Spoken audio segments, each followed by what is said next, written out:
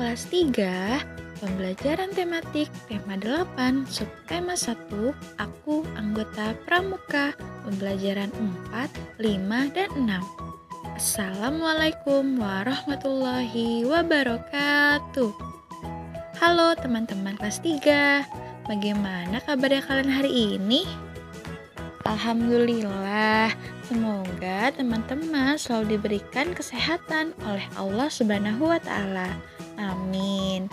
Nah, teman-teman, hari ini adalah hari Selasa, tanggal 6 April tahun 2021. Nah, untuk pembelajaran tematik hari ini, teman-teman masih belajar bersama Miss Fani ya. Teman-teman sudah siap belajar? Nah, silahkan teman-teman persiapkan buku tematiknya dan juga alat tulisnya ya. Oke teman-teman, sebelum kita mulai pembelajarannya, agar kita selalu diberikan kemudahan dan kelancaran oleh Allah dalam menuntut ilmu, mari sama-sama kita berdoa terlebih dahulu. Kita berdoa ya. Silahkan angkat kedua tangan teman-teman dan kita berdoa bersama. Bismillahirrahmanirrahim.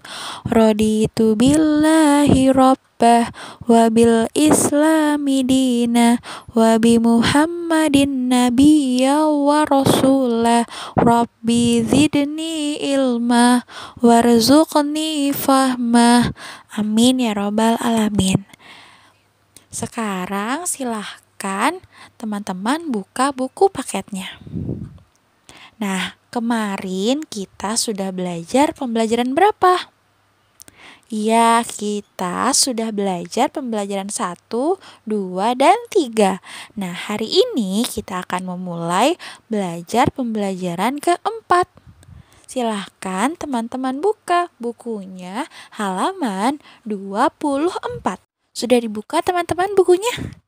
Nah, di pembelajaran 4, halaman 24, ada ayo mencoba. Kegiatan yang menarik dalam pramuka adalah permainan. Salah satu permainan yang disukai adalah permainan arung jeram.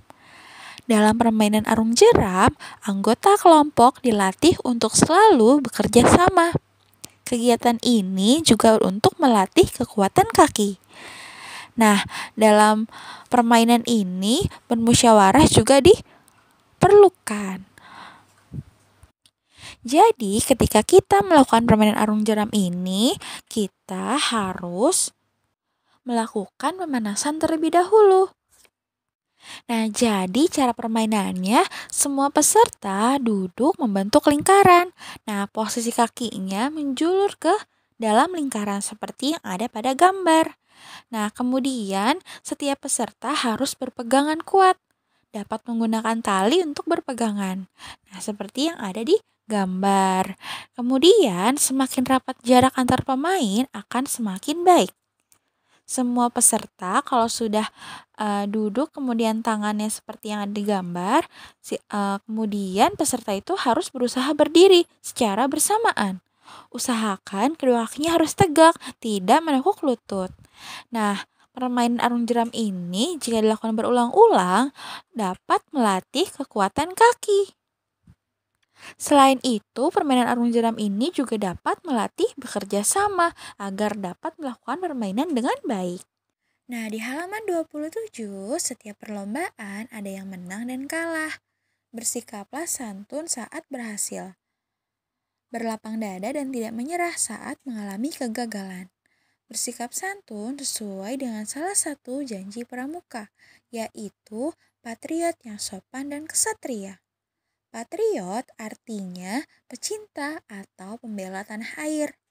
Sopan artinya selalu berperilaku, berkata, dan berpakaian sesuai aturan. Kesatria berarti orang yang gagah berani dalam kebenaran. Pramuka memiliki 10 janji yang disebut dengan dasa dharma. Dasa berarti 10, dharma berarti janji. Salah satu janji dalam dasa dharma adalah menjadi patriot yang sopan dan kesatria. Nah teman-teman, biasanya kalau kalian sudah menjadi anggota penggalang, kalian harus hafal nih 10 dasa dharma. Nah, nanti teman-teman akan tahu seperti apa sih 10 dasa dharma. Nah, teman-teman akan tahu ketika nanti teman-teman merasakan menjadi anggota penggalang. Nah, sekarang coba teman-teman perhatikan gambar yang ada di video Miss. Nah, ini adalah gambar yang terdapat pada buku halaman 28.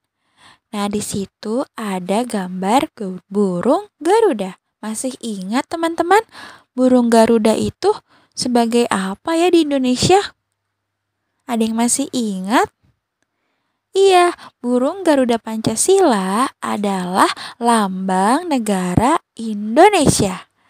Nah, teman-teman di sini diminta untuk menghitung banyaknya bulu pada ekor, sayap, dan leher burung Garuda. Nah, teman-teman, banyaknya bulu pada sayap burung Garuda berjumlah 17. Ya, banyaknya bulu pada sayap burung Garuda adalah 17. Kemudian, banyaknya bulu pada ekor pada burung Garuda yaitu ada 8. Sedangkan banyaknya bulu pada leher burung Garuda yaitu berjumlah 45. Nah, sekarang Miss mau tanya sama teman-teman. Apakah teman-teman masih ingat ketika kalian kelas 2, ketika kegiatan pramuka pasti kalian berkumpul dengan barungnya? Masih ingat apa itu barung? Iya, barung dalam pramuka siaga itu sama saja dengan kelompok. Nah, masih ingat nggak kalian barung apa? Lupa ya, atau ada yang masih ingat? Alhamdulillah kalau masih ingat. Nah, di halaman 30 ada beberapa warna pada lambang negara Garuda Pancasila. Masing-masing warna memiliki arti tertentu. Warna putih memiliki arti kesucian, kebenaran, dan kemurnian. Warna hitam memiliki arti keabadian. Warna merah memiliki arti keberanian. Warna hijau berarti kesuburan dan kemakmuran. Warna kuning berarti kebesaran, kemegahan, dan keluhuran. Setiap warna pada lambang negara mempunyai arti khusus. Arti dari suatu lambang menunjukkan cita-cita dan ciri-ciri tertentu. Untuk menunjukkan kelompok juga digunakan lambang khusus. Lambang warna juga untuk menunjukkan arti dan cita-cita kelompok tersebut. Kelompok dalam pramuka siaga dinamakan barung. Setiap barung memiliki lambang. Lambang yang digunakan bendera. Nah, bendera memiliki warna sesuai pilihan anggota barung. Sekarang kita masuk ke pembelajaran kelima. Bukunya halaman 32. Nah, di sini ada gambar anak pramuka sedang memegang tongkat. Kita baca bersama ya. Anggota pramuka sering menggunakan tongkat dalam kegiatan. Tongkat sangat banyak manfaatnya. Tongkat dapat digunakan sebagai tempat memasang bendera regu. Tongkat juga dapat digunakan untuk membuat tiang bendera. Untuk mendirikan tenda juga menggunakan tongkat. Tongkat yang digunakan anggota pramuka terbuat dari bambu atau kayu dengan ujung tumpul. Dahulu, para pahlawan menggunakan tongkat sebagai senjata dalam peperangan. Para pahlawan menggunakan tongkat bambu dengan ujung lancip. Bambu dengan ujung lancip disebut bambu runcing. Ujung tongkat ada yang tumpul dan ada yang lancip, disesuai dengan kebutuhan. Nah, kemarin kita sudah membahas sedikit tentang sudut. Teman-teman masih ingat sudut? Iya, sudut adalah daerah yang dibentuk oleh dua garis yang berpotongan. daerah yang dibentuk oleh dua garis yang berpotongan. Nah, tadi pada saat kita membaca teks yang ada di halaman 32, ada yang namanya tumpul, lancip. Nah, itu adalah macam-macam sudut. Namun, coba sekarang teman-teman perhatikan gambar berikut ini. Nah, untuk gambar yang A, ada dua buah garis yang bertemu di satu titik atau yang saling berpotongan, sehingga dinamakan sudut. Yang B, ada dua buah garis, tetapi tidak saling bertemu di titiknya, maka ia bukan sudut. Yang C, ada dua buah garis dan bertemu di satu titik, maka dinamakan sudut. Bisa teman-teman? Perbedaannya? Ya, sekarang yang D. Yang D juga ada dua buah garis lurus yang bertemu di satu titik sehingga dinamakan sudut. Yang E, terdapat dua buah garis, tetapi yang satunya garis lurus, yang satunya bukan garis lurus, sehingga dia bukan sudut. Jadi teman-teman ingat, kalau sudut itu ada dua buah garis lurus yang bertemu di satu titik. Nah, yang F juga nih, ada dua buah garis, tetapi bukan garis lurus, sehingga yang F adalah bukan sudut. Nah, teman-teman sekarang coba perhatikan gambar yang Miss tampilkan nih. Ini namanya busur derajat. Nah, pernah melihat teman-teman? Ya, busur derajat ini digunakan untuk mengukur besaran sudut. Nah, satuan busur derajat itu lambangnya derajat nih teman-teman, seperti yang Miss beri lingkaran ini. Oke, jadi ini namanya adalah busur derajat. Dimulai dari derajat 0 sampai dengan 180 derajat. Sekarang silahkan kalian simak penjelasan tentang sudut, tentang macam-macam sudut. Oke. Nah, sekarang kita akan belajar tentang macam-macam sudut. Sudut yang pertama yaitu sudut siku-siku. Kita lihat ya, terdapat dua buah garis lurus yang berpotongan, membentuk sudut 90 derajat. Nah, ini dinamakan sudut siku-siku. Jadi, sudut siku-siku adalah sudut yang besarnya 90 derajat. Yang kedua, ada sudut lancip. Kita lihat, ternyata ada dua buah garis yang berpotongan. Ternyata ini kurang dari 90 derajat. Jadi sudut lancip adalah sudut yang besarnya lebih dari 0 derajat dan kurang dari 90 derajat. Yang ketiga ada sudut tumpul. Kita lihat bersama-sama. Nah, kita lihat ya, besarnya lebih dari 90 derajat. Nah, jadi sudut tumpul adalah sudut yang besarnya lebih dari 90 derajat dan kurang dari 180 derajat. Yang keempat, ada sudut lurus. Ada dua garis yang bertemu membentuk garis lurus, sehingga besarnya 180 derajat. Sehingga sudut lurus adalah sudut yang besarnya 180 derajat. Sudah mengerti teman-teman? Nah, sekarang coba kita bersama-sama ya latihannya.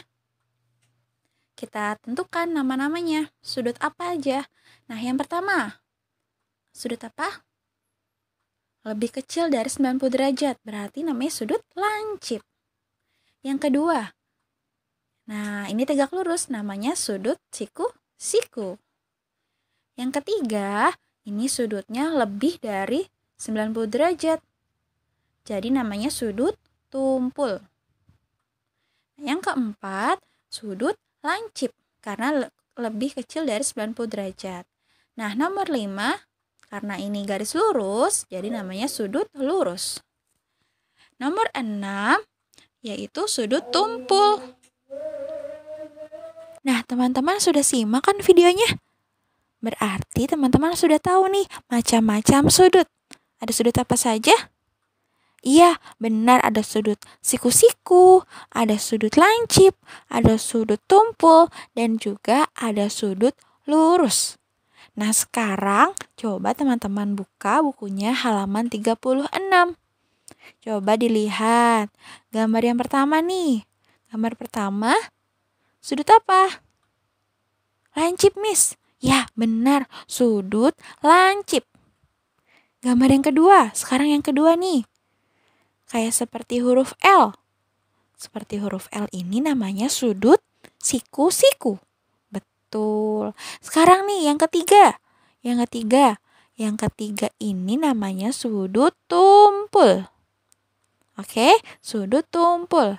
Nah, sekarang gambar yang keempat itu gambar yang keempat dan gambar yang kelima adalah sudut lancip. Oke, sudut lancip. Sekarang silahkan teman-teman buka halaman selanjutnya, yaitu halaman 37. Nah, ayo membaca. Sekarang coba teman-teman perhatikan gambar berikut. Nah, di situ ada 5 gambar. Ya, ada 5 gambar. Ada gambar tulisannya Jawa Barat, kemudian Sumatera Utara, Kalimantan Utara, kuartir daerah khusus Ibu Kota Jakarta, dan juga Papua Barat. Nah, tahukah teman-teman lambang apa sih itu? Nah, gambar tersebut merupakan lambang pramuka beberapa daerah di Indonesia. Apakah gambar tersebut memiliki sudut? Ada sudutnya tidak? Nah, gambar pramuka setiap daerah berbeda-beda. Keberagaman tersebut sesuai dengan keunikan dan keunggulan yang dimiliki setiap daerah. Meskipun demikian, tujuan semua anggota pramuka di Indonesia sama. Keberagaman lambang pramuka ini sesuai dengan semboyan negara kita. Apa semboyan negara kita? Iya, semboyan negara kita adalah Bhinneka Tunggal Ika. Arti kata Bhinneka adalah beraneka ragam atau berbeda-beda. Kata tunggal berarti satu. Kata ika berarti juga. Arti Bhinneka Tunggal Ika adalah berbeda-beda tetapi tetap satu juga. Semboyan ini digunakan untuk menggambarkan persatuan dan kesatuan bangsa Indonesia. Bangsa Indonesia terdiri atas beraneka ragam budaya. Bangsa Indonesia memiliki banyak bahasa daerah. Bangsa Indonesia juga terdiri atas berbagai agama dan kepercayaan. Keberagaman yang dimiliki Indonesia adalah kekayaan kebudayaan. Keberagaman harus disyukuri dan dipelihara. Nah, pada halaman 38, ayo berlatih. Ada pertanyaan dari nomor 1 sampai dengan nomor 6. Kita jawab bersama ya. Nomor 1, semboyan negara Indonesia adalah Bhinneka Tunggal Ika. Iya, sekarang nomor 2. Semboyan tersebut dapat kita lihat di mana yo? Di pita yang digenggam oleh burung Garuda. Ya, nomor 3. Arti kata Bhinneka adalah beraneka ragam.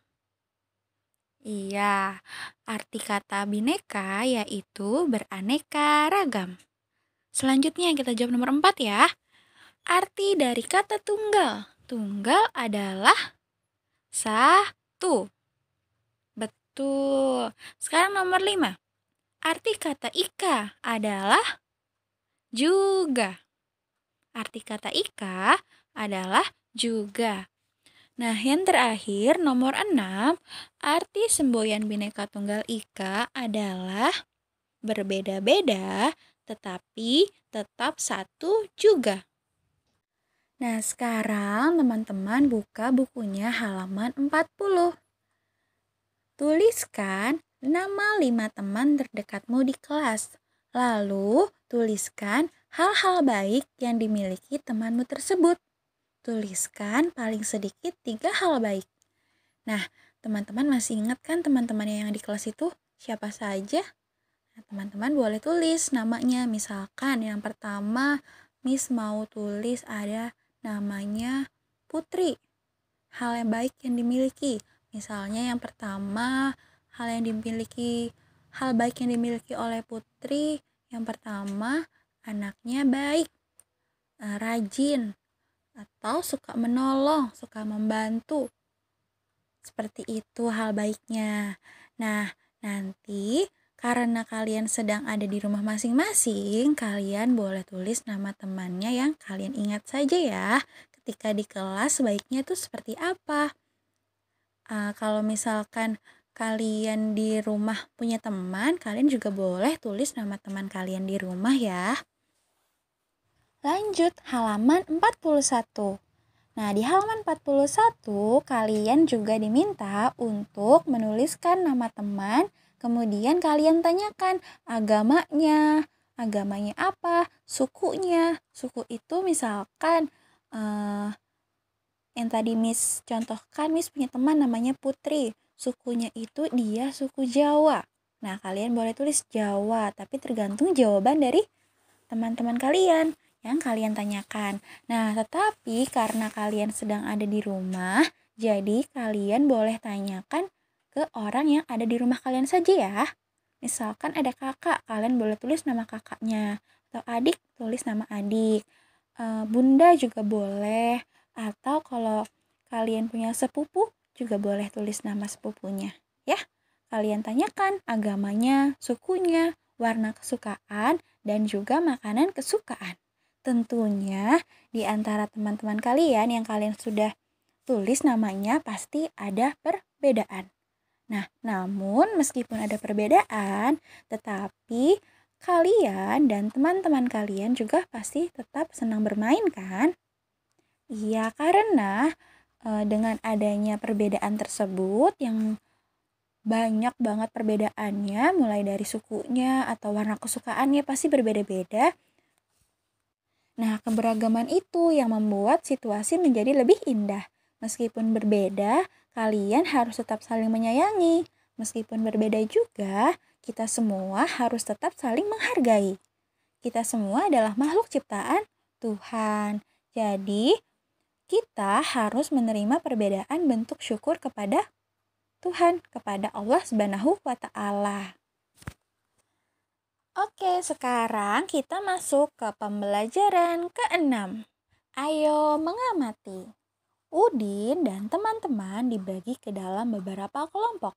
Kelompok dalam pramuka siaga disebut barung. Barung biasanya terdiri atas 6 anggota pramuka siaga. Udin, Edo, Beni, dan 3 teman lainnya bergabung dalam satu barung. Mereka memilih nama barung merah. Siti, Lani, Dayu, dan 3 teman lainnya membentuk sebuah barung. Mereka memilih nama barung putih. Tanda barung berbentuk segitiga sama sisi. Tanda barung tidak bergambar. Tanda barung berwarna. Warna dipilih hasil diskusi anggota barung. Setiap warna memiliki arti. Nama barung merupakan cerminan sifat-sifat baik. Nah, sifat baik itu akan ditiru oleh anggota barung tersebut. Sekarang coba kalian perhatikan gambar yang sudah Miss tampilkan. Sini ada gambar penggunaan tanda atau atribut pramuka siaga putri. Dimulai dari tanda pandu dunia, ada di kerah di kerah bagian sebelah kanan. Kemudian ada yang paling atas tanda tutup kepala. Kemudian ada juga tanda pelantikan. Kemudian ada nama papan nama, ada tanda lokasi atau pita daerah, kemudian ada pita nomor, kemudian ada rencana wilayah, tanda jabatan, tanda kecakapan khusus atau TKK, ada tanda kecakapan umum atau TKU, dan juga ada tanda barung. Warna tanda barung diutamakan mengambil warna dari Garuda Pancasila. Warna tersebut merah, putih, kuning, hijau, dan hitam. Jika diperlukan dapat diambil warna lain. Selanjutnya silahkan kalian buka bukunya halaman 47. Gunting gambar di bagian bawah halaman ini. Lalu tempelkan pada gambar lambang negara. Tuliskan pula semboyan pada pita yang dicengkram Garuda Pancasila. Jadi teman-teman silahkan digunting bagian bawah burung Garuda. Kemudian teman-teman tempelkan di bagian yang sesuai. Yang benarnya di sebelah mana nih? Kepala banteng ditaruhnya di sebelah mana? Pohon beringin juga di sebelah mana? Kalau sudah, terus kalian tuliskan kembali tuh tulisan Bhinneka Tunggal Ika. Oke, mengerti teman-teman? Mengerti ya? Silahkan teman-teman lakukan. Oke teman-teman kelas 3, tugas kalian hari ini adalah silahkan kalian kerjakan buku paketnya halaman 40, 41, dan 47. Jika teman-teman sudah selesai mengerjakannya, kalian boleh kirimkan ke WhatsApp Miss Fanny. Tetapi kalian mengerjakannya tidak perlu terburu-buru ya. Dan jika ada yang ditanyakan, kalian boleh WhatsApp Miss Fanny. Jadi hari ini kita sudah belajar tema 8, subtema 1, pembelajaran 4, 5, dan 6. Alhamdulillah berarti kita sudah selesai nih teman-teman belajar subtema yang ke-1. Aku anggota pramuka. Nah sebelum kita akhiri pembelajaran hari ini, mari sama-sama kita lafalkan hamdalah. Alhamdulillahirabbil alamin. Semoga ilmu yang disampaikan hari ini dapat bermanfaat. Amin. Oke, sekian yang dapat Miss sampaikan. Miss ucapkan terima kasih untuk teman-teman yang sudah mau menyimak video pembelajarannya sampai dengan selesai. Sampai jumpa di lain waktu. Wassalamualaikum warahmatullahi wabarakatuh.